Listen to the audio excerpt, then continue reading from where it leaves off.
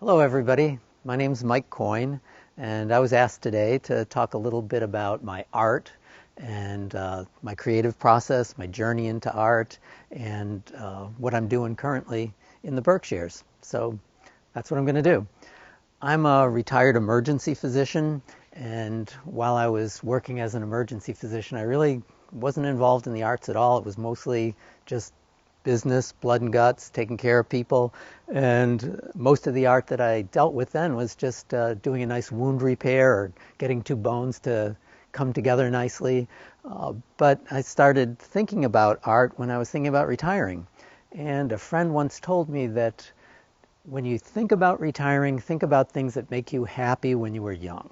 And I started doing that, and a lot of things I've done throughout my career, such as mountain biking and hiking, but I realized that I really did enjoy art when I was young, and art's all around us, and I thought, I'm going to start thinking about different pathways and getting back into art. And the first thing that I did was I took a course through IS 183 at the time, and it was Nicole Peskin who taught me some welding. I thought I'd learn how to fix tools and maybe make some sculptures, just screw around with it. And I got interested in upcycling metal, just finding junk metal in the woods, along the sides of the streets, and making things, both functional and sculpture-wise. And I'll show you a few of the things I made as I walk around here. This is the side of my yard, and I've made some metal pieces just to create a patina, go to rust, and live in the yard. We travel to the Southwest a lot. This piece over here was sort of a Southwestern-inspired piece. And behind it is a dancer. And I love music, and I like dance, and playful things. And if you look at her face, that face was actually a piece of a floor register. And I'll show you the other half of that floor register on another piece later. And some of the other sculptures just celebrate shape and what I'm thinking at the time. And a lot of times it's just what I've got hanging around in my garage or by the side of the street. But the pieces that I keep in the yard are pieces that I want to appreciate the rust. So I don't usually weld barefoot. Some of my raw materials are down here. I've got a whole bucket full of horseshoes. I've used those to make fiddles.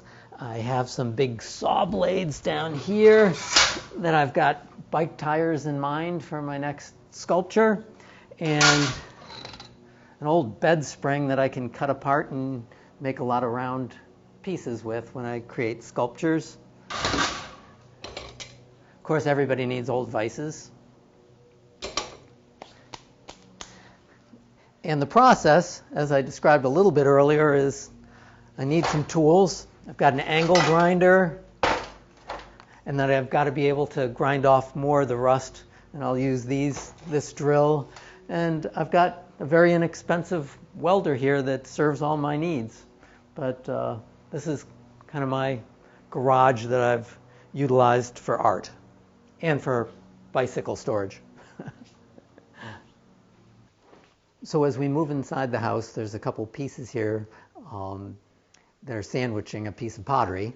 And these two metal pieces are a little different than the ones outside in that on my smaller sculptures, and the ones I tend to keep inside, I will paint. And so these are both painted metal pieces. The first one sort of displays my love of mountain biking, and that was my inspiration there. And the one on the left was meant to be an abstract of a bobsledding event. I think I was watching the Olympics maybe at the time when I was creating that piece. And the piece in the middle is pottery, and we'll talk about ceramics when I get downstairs towards my studio. This piece is a celebration of dance and Jacob's pillow and everything that's fun in the Berkshires in the summer. So we're coming into my studio here, which is a bit of a mess. Sorry about that. I have a lot of metal prints of black and white photos that I've taken, and I'm planning on doing a black and white photo show with just metallic prints in the future, and the theme is going to be photos of the Southwest. This is a photo I took at Arches National Park. So this is a photo I took at a rodeo, and I was enamored by how much fun the kids were having, and I wanted to try to capture that in a photograph. This is another photograph that I took on a southwestern trip through Monument Valley, and you can see the three big buttes in Monument Valley that I caught right around dusk. Here's another photograph of that I took in Arches National Park and the famous Delicate Arch. So photography was one of the first forms of art that I ever started dabbling in, and it taught me a lot. I learned about composition, rules of three, and it helped me learn how to paint. But before I talk about my paintings, let's see some ceramics. I've always loved to work with my hands, and metalwork sort of reinforced that for me. I decided at one time that I'd like to try other things and hobbies with my hands, and I have a friend who's a potter up in Pownell, Vermont, who I've known for quite a while, and I decided I'd check out her studio. Her name's Jackie Sedlock, and Jackie taught me how to become a potter, which I'm forever grateful to her for. And I've been doing pottery for probably about 6 years or so, both in Vermont and in Sedona, Arizona. I've done a lot of pottery at the Sedona Arts Center, and I've met a great community of potters who've taught me a lot, and I'll show some of my pieces while I'm here, because this is probably my favorite form of art. These two pieces here are slip pieces where I've used extra texture to accentuate the look of the piece that I wanted. These two pieces demonstrate a mocha diffusion technique where there's basically a reaction between acid and alkali, and you can get a ferning pattern on top of the slip in the pottery. And so I use that on these two pieces, and I really kind of like how they look. I do things on the wheel when I'm a potter, but I also do a lot of hand building, because when you're making things on the wheel, most things end up round, and sometimes you don't want to make something round. These are just a design I came up with inspired by the Southwest, and I call them Pueblo vases. Here's some more ceramic pieces that I made.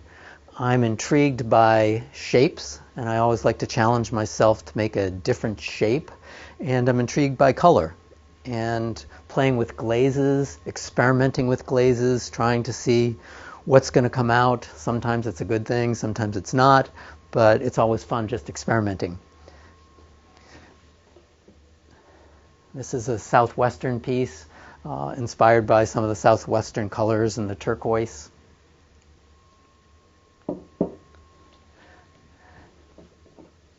When I'm working on the wheel and I don't want to make something entirely round, sometimes I'll use paddles when the clay is soft enough and change the shape into something square, rectangular, or otherwise. So these are all altered vessels that were made on a wheel, but actually don't look terribly cylindrical.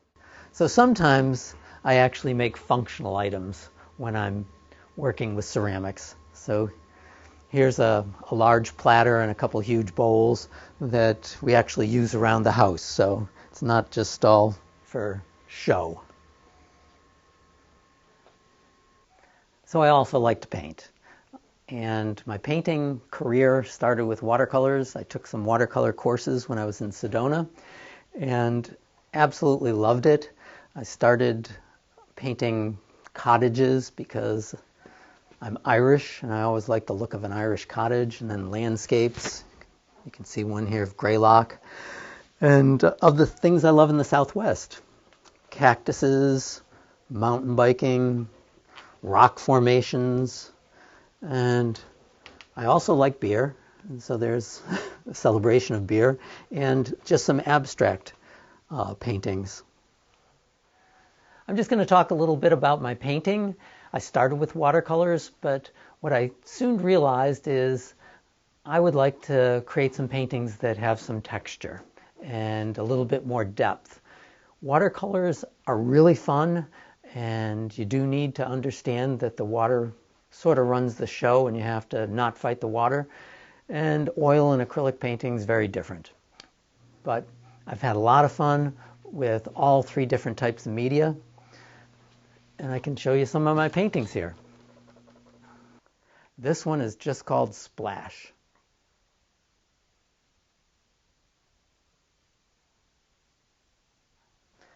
I'm just going to introduce a few paintings to you. This piece is called Urban Vibe. A celebration of craziness. I call this one Triangulate. This painting depicts some of my love of the Southwest and my love of Southwestern colors. Often when I'm in Arizona, I do tend to paint with a palette that's heavy with oranges and bright, happy colors. So as a hardcore mountain biker, I certainly have to have some paintings with bicycles in them. And this one has a bicycle in it, if you can find it, but a lot of color.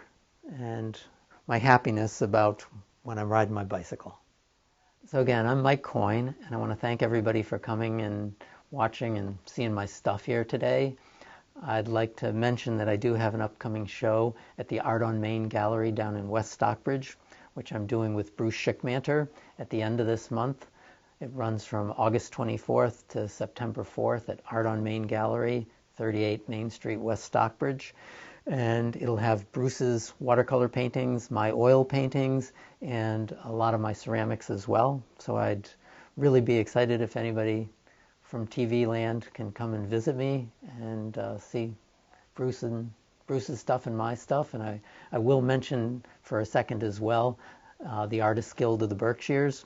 And I think that it's been a wonderful group for me to join. I've met a lot of people. I've learned a lot about art. They have workshops. They show in galleries at the Colonial Theater down at Art on Main. And I would encourage everybody to check out the Guild of Berkshire Artists and my website too. I'll show you a card that has my email and website information if anybody wants to contact me. That would be great. Thank you.